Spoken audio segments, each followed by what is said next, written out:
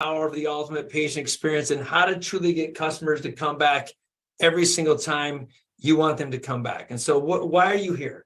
Why are all of you here? Whether you joined online, this one's about dentistry, but why is it here? My intention is to help you grow your business. And how are you going to do that? You need to understand what your patient's needs are. You need to create that experience that keeps them from coming back for more, getting them to come back over and over again, and then ultimately leading patients, getting referrals from them. That's why you're here. And that's what you're going to grow when you leave this message of how you truly can grow a business. I don't care if it's in dentistry, and I think we're going to focus on dentistry, but this is how you truly get patients wanting more. Just a little bit about me. For those who do not know me, I'm Dr. Bobby Grossi. I've taken a practice doing $750K a year to over $4.2 million. It says 4.5. That's a little bit of typo in revenue. I've started as a general dentist in lonely Flint, Michigan. I was raised by a single mom raising 3 kids. I now do implant dentistry and orthodontics, and I specialize my craft. I own Great Lakes Dental Design, which is a dental lab within my dental practice. I'm part of the Dentist CEO brand, which now coaches and mentors other dentists. I've been doing this for over 2 decades, 22 years of experience of either being a dentist or coaching. So guys, when you're here, my intention with this whole thing is just to allow you to be the best you. How to truly catapult your practice, if you will, by just sharing some of my knowledge. And graduated dental school in 2003. Been doing this over 2 decades. I've been in dentistry field for almost 23 years. So I got a little bit of knowledge. Hopefully you pay attention. Hopefully this is great. So let's go. What is the agenda though? We're going to start with the patient-centric care. What is your first impressions? What do they think of your practice? Well, how do your staff interact? What technology should you have to help do this? What is your post-treatment care? And then what team training should you do? And then finally, we're going to end this with a bunch of Q&A questions. So, if you're on IG, I can see you, maybe answer some Q&As, but my staff at the Dentist CEO will give you some Q&As and we can go for that at the end. So what is the ultimate dental patient experience? What is it truly out? What you're going to learn today is creating the unforgettable dental patient experience that ensures your patients will return. Because at the end of the day, marketing is great. The phone will ring and you can get the person to come in, but how do they truly come back? How do you truly get them to come back over and over and over? And if you don't have that, right? If you don't have the patients coming back or referring other people, then you're going to be dead. At the end of the day, you got to keep growing. So what is the ultimate patient experience? Why having a patient-centric environment is so important? And what are the essential elements for this type of service model? Like, what do you need, right? So what is the patient-centered approach? What is my definition of patient-centric approach? To me, it's really simple. I'm gonna hone it down. The patient's needs always come first. I'm gonna repeat that. The patient's needs always come first. We had it backwards in dentistry, and some of us have it backwards so much in dentistry that we put our needs ahead of the patient's needs. I'm going to ask you a few questions. When you understand that, what do patients want nowadays? They want extended times in a practice. They want to be seen when they want to be seen. Everybody has this barrier of time. You got mothers and fathers that are working multiple jobs, or partners working multiple jobs. You're running around with a rat race of trying to get your kids to certain places. So you got to expand what the patient wants. You got to understand your patient's needs. And then when you can do that, they'll trust and they'll play a very important role in your patient satisfaction. They're going to understand that when you put their needs first, when you service them first, when you meet what their wants first, you're going to create a patient-centric practice. That means you do anything possible to service your patient. And when the first thing you got to talk about is, what is compassion? How does compassion relate to servicing your patients? Like, how did that even tie into a patient-centric approach? Because when you show compassion, when you're talking about patient care, when you can show compassion, meaning you understand their wants and needs and you show compassion to that, they're going to be more apt to respect you, because now you're treating them as a person. You're treating them, you're meeting their needs at once. You're making sure that their time is met in time. All their barriers are addressed. You're communicating that's personalization that shows respect and compassion. Who doesn't love that? Like, even when you talk to your kids, if you think about that, when you're showing them compassion and that mutual respect, that's when people come in droves. They don't want to be patient number 105. They don't want to be patient. They want to know that they're a person. They're a part of something bigger. And so I'm going to dive into compassion a little bit. My definition of compassion versus empathy, and I think people mistake this in dentistry. I think we mistake this in life. I hate the word empathy, but I'm going to talk about it. Now, you might say, well, why would you like that? Compassion, to me, is embracing or understanding what the patient wants and needs and relating to them without taking in their anxiety. We've all had the dental patients, or we see around people that are anxious or scared to be in the practice. You can show compassion without taking all their emotion in there. Because most of the time, people don't want to be in the dental office, right? So be compassionate, but don't be empathetic. Empathetic is you feel what they're feeling and it tackles onto you. When you do that, when you take on empathy, you might distract the patient. So make sure your role of compassion and understanding the patient feelings is key. But the impact of compassion, the impact that it shows, the impact that you even care, maybe something outside of dentistry, when you remove the doctor coat, if you will, or your staff coats, you show that compassion, man, they'll be doing whatever you want. So the importance, when you show the compassion, you also lead to the role of respect. And we use this word respect like this loosely. When you understand what the patient's barriers are, when you understand what their needs and wants are, and you show respect and you communicate and you acknowledge the patient as an individual and not number 105, as we said, when we give them the ability to control their own treatment plan, if you will, to set parameters and guide them down a path. So many times dentists don't guide, they tell. But if you can get the patient, if you're compassionate about what they need and want, you'll understand their needs and you treat them with respect and you guide them down the path, great things will happen. Then what does that do? That's going to build the trust. Because when you can have compassion, when you show compassion, when you respect them, they're going to feel heard. When you feel heard and you feel wanted, you tend to trust people more, because like attracts like. They think you are becoming transparent. You're not the car salesman, if you will. And we all know dentistry is sales. I mean, who are we kidding? We need, just like McDonald's needs to sell cheeseburgers and people to buy cheeseburgers, or crumble cookie people have to sell cookies in order to make a profit. We need people to accept treatment plans. But nobody wants to do business with people they don't trust. Nobody wants to do business with people that doesn't show compassion, that doesn't treat them with respect. Nobody wants. So when you're communicating, make sure you're transparent. Make sure the patient understands what they want. And there's ways to ensure effective communication by just asking questions, repeating what they say, repeating what they want. Personalize every single thing, tailor every single thing to their mental needs, their experience. What is so unique about the patient? What are their needs? What are their preferences? So my definition of personalization of patient care is exactly that. Can I personalize every single one of my patients' care to fit their needs? Can I make it feel like their treatment plan is so unique to them? Can I make them feel like this only matters in their mouth? Yes, we do 1,000 crown preps, but how does this person feel like this crown, oh my God, he custom it for me, or she customized this plan for me? If you can personalize that care and you understand their needs and you provide that personalized care, patients will have the wow experience. When you look at what patients do, when you look at how they come back in your treatment plan or the Google reviews they give you, it has nothing to do with the quality of work. Nothing. You can write that down. If you're able to take this note down, this is important when I say that. Your Google reviews that you see online have nothing to do with the quality of your work. And so many dentists focus on their quality of work and taking CE courses, and they don't focus on patients' needs, patient-centric practice, how to fit. I mean, even if you had to think about that, they don't focus on their staff training. You never hear in a Google review how great your crown prep is. Never. You hear the office is clean. You hear the staff is friendly. And it's so frustrating as dentists. Like, it's absolutely annoying, because here we are providing all the care, we're doing everything, and they never mention us. Never mention us once. If you're on IG, give me a heart if you can understand that, right? They never mention us once. They never say how great the dentist is most time. They'll say the staff is friendly, the staff is this, the office is beautiful. So when you're talking about your office, what is the role of the reception and waiting area to set the tone of the rest of the visit? Like, when you think about that, the first thing, that should have been the first slide, but when they first come in, what do they see? And if I'm going to encourage you as a dentist, as a healthcare professional, or even as a business owner, if you're on this call and you're just a business owner, not a dentist, we're all business owners. What does your reception area look like? I mean, when is the last time you walked into your reception area and really saw what the patient's seeing? I would encourage you to do this monthly. I'd encourage you to do it almost every week.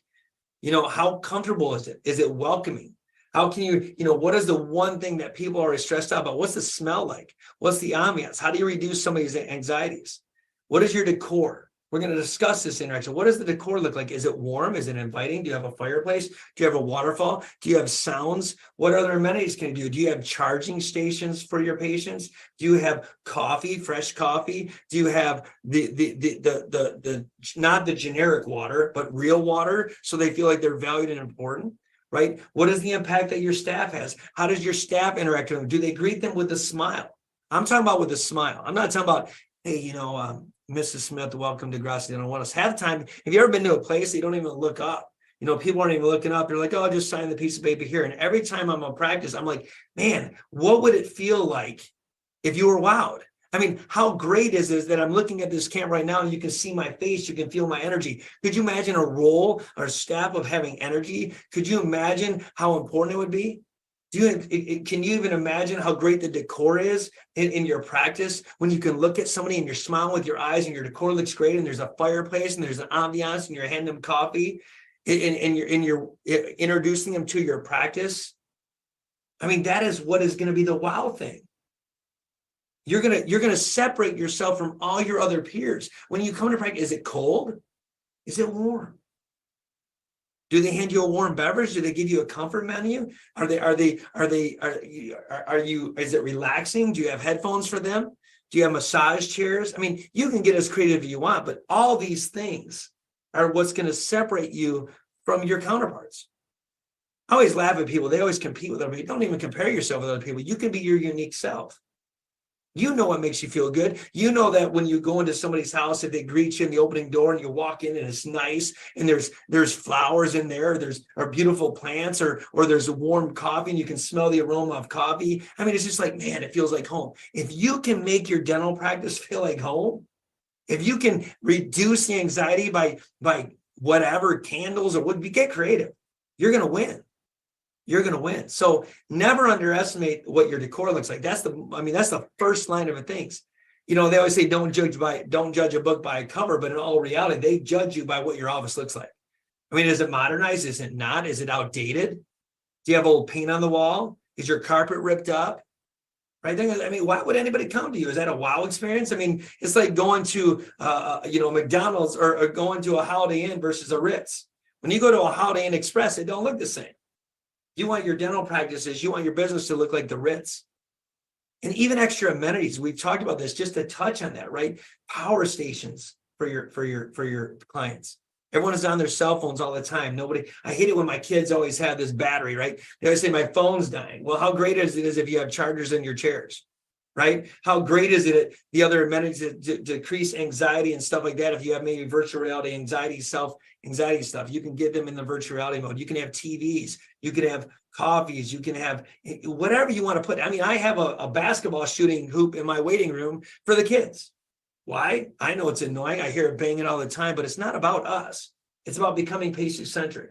It's about fitting the needs of the patients, making them feel comfortable, right? And then how important is your staff? And this, other than your decor, have you noticed I don't talk about our treatment plans right now about patient-centric wow experience? Because why do I say that? Because nobody cares about our skill set. Nobody cares. They care about how they feel. They care about how you make them feel. And are we meeting the needs of the patients?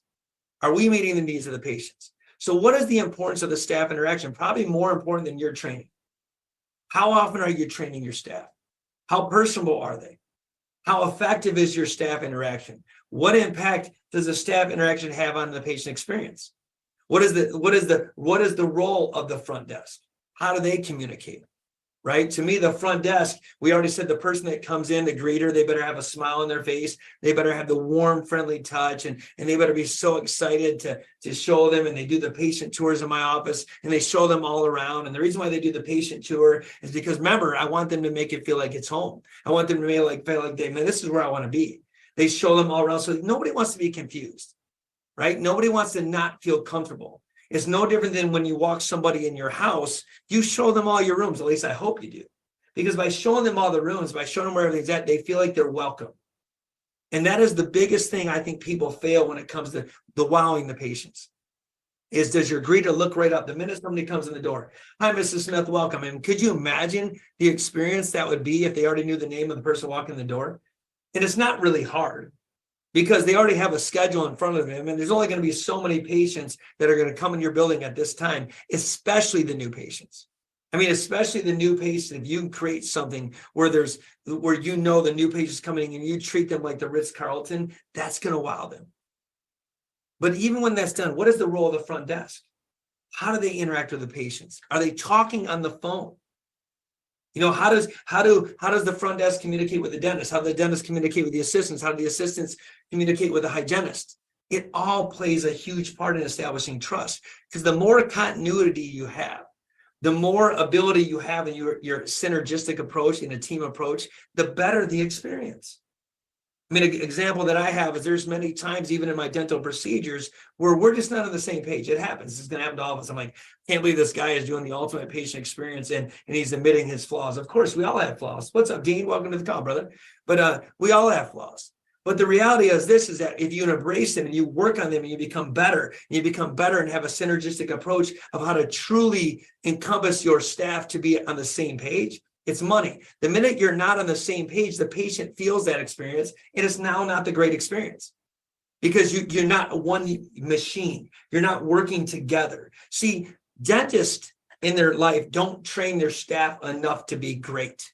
You need your staff to be way better than you. You need your staff to communicate so well that if you're not here, they're just an extension of your voice. People need to know what they're getting in your culture. They need to know that they're going to get the wow experience. There needs to be concise and clear communication about their appointments, about their billing, about how to even handle patients' inquiries. Like, how do people handle the objections? How do you discuss it? Your staff needs to know all of this. They need to know exactly what it is you want. Because if the patient has to second guess, if the patient doesn't quite understand, that's when you're going to have the problem. And that's where the communication breaks down. Even when the role of the hygienist or the assistants in communication, how do they talk to the doctor? How do we transition from patient to me? How do we pass the authority, if you will, to each other so that the patient doesn't feel like number 105? How do they feel heard? We talked about meeting the patient's needs. So an example in my practice is, a person will come in, welcome to the practice, Mrs. Smith. They'll get a tour of my practice. You can steal all my hacks all you want, because I'm here to serve you.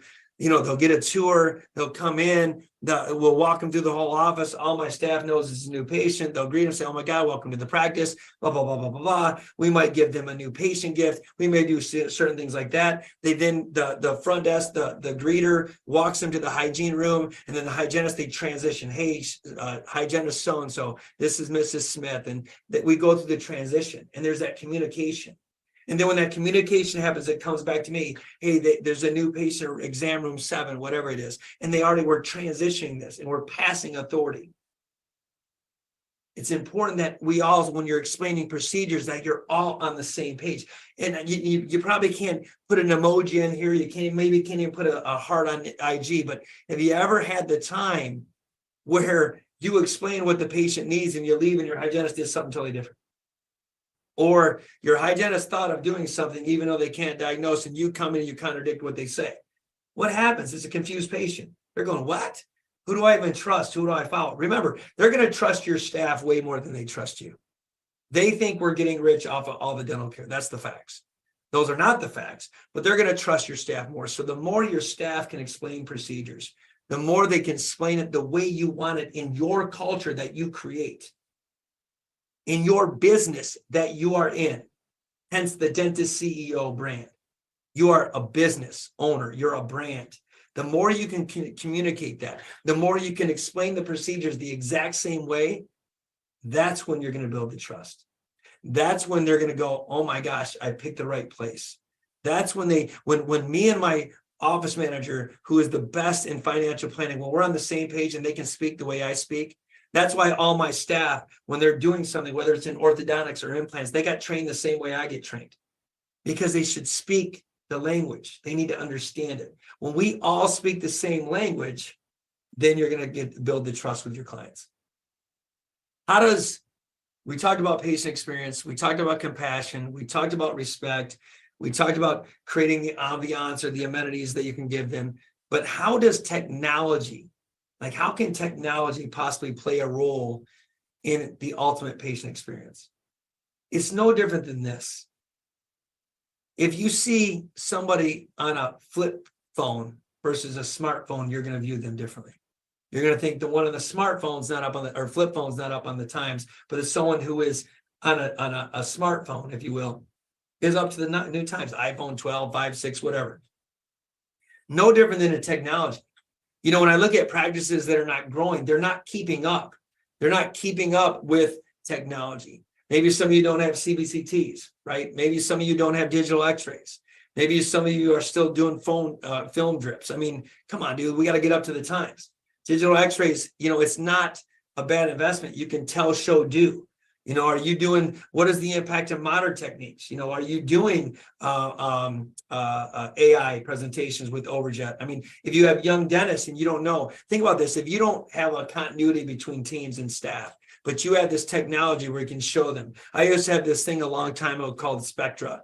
And Spectra was like Doppler radar for teeth, right? Where it was so hard to diagnose occlusal decay. And if you're a dentist on this phone or you're listening on live and you're a dentist, thumbs up with that or heart on IG. But you can never really prove to a patient that they had occlusal caries, right, or cavities. And so you'd have to show them, oh, here's some stain, even though it was hard. And I was like, but it's hard. And everyone goes, well, it's hard and there's not decay, but it's not true. So I used to have this Spectra and I'd go click and I'd take a picture and it would pop up, and they have different techniques now, but this is almost 12 years ago. And it looked like Doppler radar for teeth. And that little tool, that little camera that I could show people in technology, they thought, man, I was way ahead of my time. And I literally would explain it that way. Whether you have sleep studies, whether you have things, amenities that can, you're not even treating your patients as far as just teeth. You're overlooking at the whole wellness, right? A CBCT machine that can take a 2D print x-ray and convert it to 3D and you can show them without always charging. That technology, when you do stuff and you show them that it's painless, and virtual reality anxiety stuff and things that you can do, even as simple as headphones, modern technology in your practice they're going to think they're part of something bigger. You're new, you're creative. I mean, I'm 50 years old, but I got to stay up. You got to stay up with AI technology. You got to keep moving. And when you keep moving and you show techniques, that's just going to enhance the patient experience. The more modern technology you can give your patients, the more, especially the younger generation. Right. That's why when we even do marketing contents or whatever it is, you know, people, websites and texting and it still works. Email campaigns still work. But how great is a video? Like, how great is it we can do this right now? Right. I have this in my dental practice. They see this technology. Guess the first thing the patient says, what does he do back here? Oh, he does podcasting. He does coaching. He does this. That's modern technology. I'm using it to my advantage. And the patient thinks, wow. Right. So when you encompass all this in your dental practice, and I've talked about examples of effective technologies, but the ultimate approval, whether it's a CEREC machine, right? Whether it's milling machines in your practice. Like I told you I own Great Lakes Dental Design as well. So I have 3 or 4 top-end milling machines, but it doesn't matter. The fact that you can take a prep to somebody, a patient who does a crown prep, right? And this is not about treatment planning, but it's about patient experience and trust. And the fact that you can take this prep, and you can say, I'm going to prep this to you, and I'm going to get it back in 1 day or 1 hour or 2 hours, whatever you say, and you can deliver it the same day you prep it. I mean, what experience is that? You know what they're usually used to? I got to come back in 3 weeks. I got to come back in 2 weeks. I mean, if you can create a system and a rhythm, what you don't think they're going to say, oh my God, you're the greatest thing since sliced bread. They don't look at your prep design. They know, but you can show them, and you can even show them how you're designing it right in front of them. And you can show them how you're staining and glazing it and put it in the oven. I mean, wow. I mean, even us as dental professionals who've been doing this, we still think it's amazing. We think it's amazing what technology can do, whether you got 3D printing. I mean, there's so many ways you can go with technology. Don't underestimate the power of technology. Don't underestimate the value it has in your practice, because if you can use your technology and not always charge for it, because don't underestimate the power of another patient, right? How much does each new patient give you? In my practice, every new patient that comes in is almost $4,500 of revenue. Why am I sharing that? Because it's just what it is. So I'll ask you, I don't care what the technology costs. Right? It's so important. And then we did the technology, but there's a part that people miss the most about the patient experience. It's the follow-up. In sales, I don't care if you're a car salesman. I don't care if you're a cell phone salesman. Yes, it's sales, guys. I keep using that word sales. Dentistry sales. You ever buy something and nobody ever talks to you again? Like, how great would it be if, hey, you bought a car, somebody calls you a week later saying, how's your car going? You need me to do anything? How great is it when somebody follows up with you even as their dentist? But you know what's even more powerful? Not your staff, not your front desk, when you do it, when the doctor does it, when the person that does the care actually calls them back. This is how I built the practice, by the follow-up care. When they show that you're great, compassionate, show respect, they trust you, and then you follow up, then you're just have high integrity. And now you're doing exactly what you said. It's not about a number to them. They're about real people. They're real people that you care about. And we always say we're in this field of dentistry that we actually care, but yet we don't even have most dentists don't even follow up. They do the implant and they'll never hear from them again. Thank you so much, Room 105. Thank you for your money. A follow-up, the importance of post-treatment communication, and then how the follow-up even improves the healthcare. So when you follow up, post-op, post-treatment care, whatever, written instructions, man, give them written instructions, right? Procedures done, written instructions. Here's your written instructions, and then verbalize it. You verbalize it, so tell, show, do. That's what I say, right? Show them videos, do whatever you want. This is what you can expect. You can do it pre-op and post-op. Here's the clear instructions. Here's your written instructions. Here's the clear instructions of how you take care of yourself. But to go a step further, really, really, really to catapult this and go to expect a step further, follow up with your voice on the phone.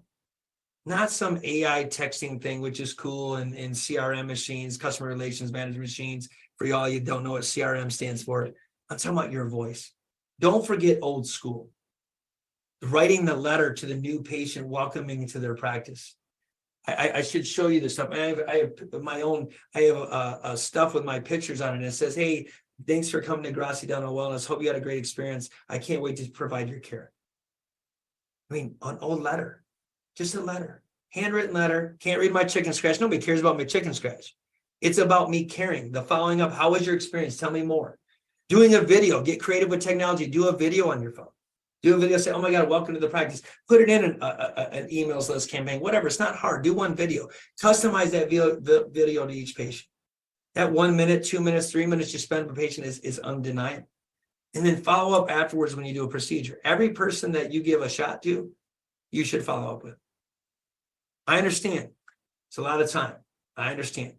We all don't do it. I don't even do it every day. You should. I do it 99% of the time. I can't say I'm perfect. But how to grow a patient, how do you grow your practice and create that patient experience is the follow-up. And then when you follow up, when you're compassionate, you show respect, you show trust, you're following up with them. What type of patient feedback do you get? And the importance of patient feedback is where you make your changes. I'm like, what do you mean? You got to collect the patient feedback. You're going to get the patient feedback. And then when you get that patient feedback, good, bad, or indifference, right? You're going to implement the changes. How do you collect patient feedback? You could say, hey, just tell me about your visit. You could have a suggestion box. You could create surveys. You could do direct interviews. You could, any means possible to get their feedback is great. I don't care if you have to go through a Google review thing and search it and they're not telling you, and you read every one of your reviews. They're important. Now, most of the time you're going to read the 5-star reviews, and then you get all butthurt about the 1-star review. Yeah, we all get 1-star reviews, right? We all do it. And the reality is take that. There's patients, you know what I always say, the silent killers, right? The ones that tell you nothing. When you see a patient doesn't schedule, do you have enough courage to call them yourself? I do. I call them. Hey, whoa, tell me what's going on. What happened? What was the disconnect? I just need to learn. And I'm going to give you, I will tell you this right now. What can I learn from? What can you learn from every good or bad experience? There's always something to learn. You're not a failure. Don't think somebody doesn't like you. No, look, most people will not. Most people like you in a sense, but you can't please everybody. You can't. You're never going to make everybody happy in life and in dentistry especially. It's almost like, what have you done for me lately? That's why the patient experience and the wow factor is so much more valuable. This cannot be overstated. You need to create the experience. You also need to get the bad feedback as well as the good, so that the bad doesn't happen to somebody else, so that you can adjust. I'm a very passionate guy, as you can't tell. And sometimes it goes on in my presentations, and that rubs people the wrong way. Great. I interview them. I say the great. Thank you for giving me your feedback. Some of them come back, some of them don't. But at least I understand what I need to work on and learn from that. So testimonials. Testimonials are huge feedback. They're huge for building a practice. They're huge for establishing trust in outside online and the online presence, right? So when you're getting the feedback and communication and changes and you're building the patient's trust, you're enhancing your patient experience in the long haul. So the importance of the patient feedback is just really to enhance the patient experience for the next person. How do you really implement the feedbacks? How do you get the information? How do you establish their trust and create that experience that's second to none? And it's through we talked about the compassion, the respect, the trust, the modern technologies, communicating with your team, but getting that feedback and really working on it. I'll give you a great example. I was going to cut down a tree on one of my practices. I know for you guys that love trees, I was going to cut it down because every time I looked out my window, I had this tree that I could not see the road, and I felt like it was blocking my practice. I felt like it was blocking my practice from marketing, actually being seen. Right. And so what ended up happening was this patient, I remember I was saying this in the chair, and I remember stating to the patient, hey, I think I'm going to cut down this tree. What do you think? She almost absolutely came out of the chair and refused to be my patient. Like, true story. Like, she was not going to be my patient. And I said, whoa. I'm going to never name nameless. I can't tell you. I said, what do you mean? She goes, if you cut down that tree, I'm not going to be your patient. So what do you think I did? I didn't cut down the tree. As a matter of fact, I carved her initials in that tree that still stand to this tree to this day. And every single time she comes back, she looks at that tree, and guess what she says? That's my tree. So, I mean, I heard her. I did not do it, even though I wanted to. I had to be patient-centric, and now she feels an invested interest, not only in my practice, but in that tree. And guess what she told 10 other people about it? And they go, man, he really heard me. And she picks on me and we joke about it, but that was one of the greatest feedback things I've ever gotten by me just opening my mouth, right? So don't overestimate or underestimate the power of that, right? And so we discussed really how the patient visit, the reception, the follow-up, how it contributes to the overall patient experience. We've discussed that. And we discussed the role of each element in the patient experience, how you communicate and implement the feedback. The importance of the comprehensive approach when you treat the patient as a whole, right? Every member of your dental team, every one of them, from the reception area to the greeter, to the dentist, to the hygienist, if you have a lab tech, to the lab tech, they have the most important part of being that cohesive unit to create that wow experience. And when you understand that every role of the dental team matters and not just yours, as a matter of fact, they matter more than you, that's when you're going to create the wow experience for your practice. When you can have the teamwork of patient care, when you can impact the impact of each team member touches the patient experience, when you understand that, that's when you have the Super Bowl winning team, right? So it's not just about the patient experience is bigger than you. It's the whole team. That's how you're going to win this game of life. If you're a baseball guy, you'll win the World Series. If you're a football woman or guy or girl, you're going to win the Super Bowl. For God's sakes, the Women's World Cup's playing right now. How do they win the World Cup? By being a cohesive team. Knowing where everybody's at, communicating at the same time. That's what's going to build the trust. So the role of your patient experience is bigger than just everybody else. It's everybody. So ongoing dental training, improving their quality, enhancing the patient experience is when you need to train every single time.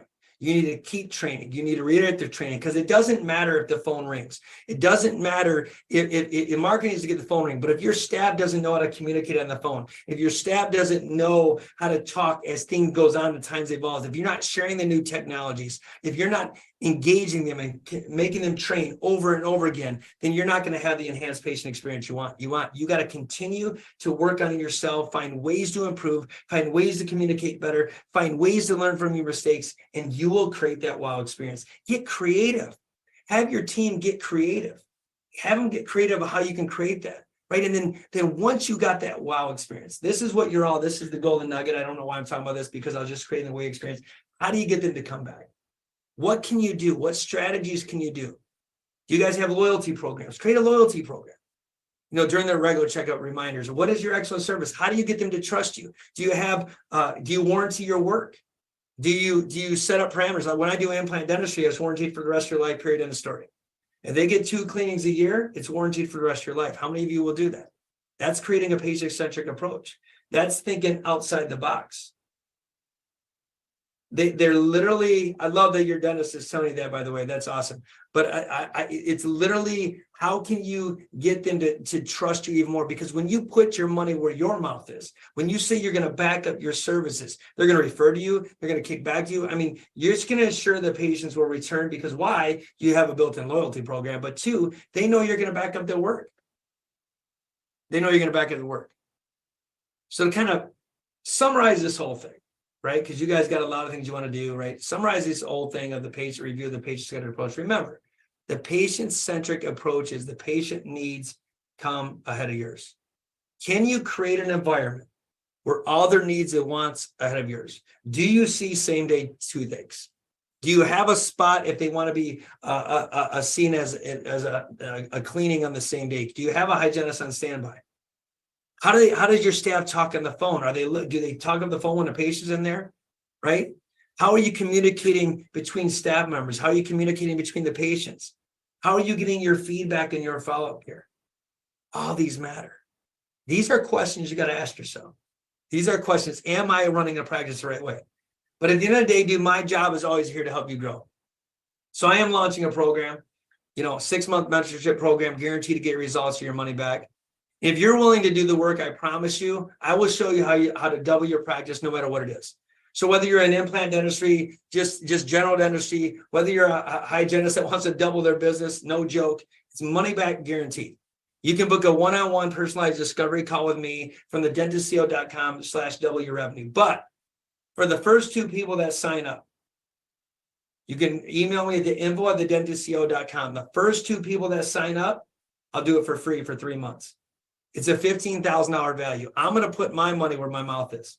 My job is to make sure that all of you on the call, if you have an interest, if you're truly committed to putting in the work to double your revenue or triple your revenue or just get better results in your life, then you need to, it's going to cost you nothing for the first 2 people that sign up.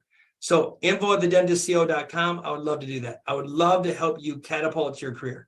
So I'm going to open it up for questions. If there's any questions on IG, I'm going to open it up for questions. I can clarify any concepts that you might be off on, and then we're going to wrap up this session. So if you have any questions, feel free.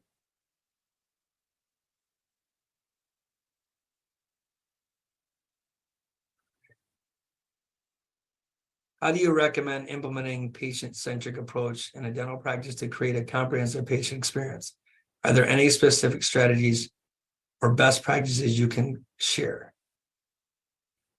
Let me read that again. How do you recommend implementing a patient-centered approach in a dental practice to create a comprehensive patient experience? Okay, so like an example is, like I said, I've touched on this and I'm going to do it again, is trying to create systems and processes where the patient's needs come first. I don't care how you got to block your schedule. If you don't have enough time, I'm a single practitioner. I do have an associate, I guess now, but when I did this for a year, I was always by myself. So I had to have a way in my schedule that I always saw 2 things. I truly believe that I treat my patients as if it's my own family member. What would you do if a person had a toothache in your family? You would stop what you're doing and come in.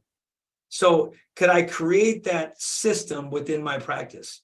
And I built in these little things in my schedule that my staff knows, hey, here's where the toothaches are coming in. Now, you might not always get to be able to do the toothache. I'm using the toothache as an example, but you at least can treat them. You can see them. Because if you don't see them, they're going to go somewhere else, right? Patient-centric. Do you have extended hours? I understand you can't work all your hours. Are you extending your hours? Are you meeting the needs of the second shifts, the third shifts? Are you doing 7 to 7s and 2 or 3 or 4 days a week? Are you just working Monday through Thursday? Or are you working Monday through Saturday? I don't work 6 days a week, but these are ways to get creative, right? And then how do you, a strategy that I would do is if you're having a hard time getting hygiene patients in, one of the strategies I always do is maybe train somebody to be cross-trained. So have a hygienist get trained to do front desk duties, and maybe they have a double pay structure, or they're paid as a hygienist wage. And believe it or not, the minute somebody wants a new care, they can come in and clean their teeth. Now, that's only going to work if you have enough operatories. So you got to first ask yourself a question: do I have enough building capacity or operatories to do this? I don't know, but those are some strategies. I hope that helped.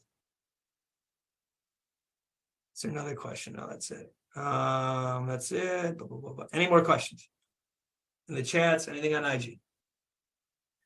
Okay. I don't think so. So. Well, guys, once again, thank you so much for joining. If I missed a question, I apologize. Thank you so much for taking your time out. I hope this helps. And like I said, I'm looking for 2 people at least. 2 people where you're going to have my services for free, where I can truly show you how to double your revenue. Just email me at the info@thedentistco.com, and you guys have a wonderful day. Thanks for listening. We'll talk soon.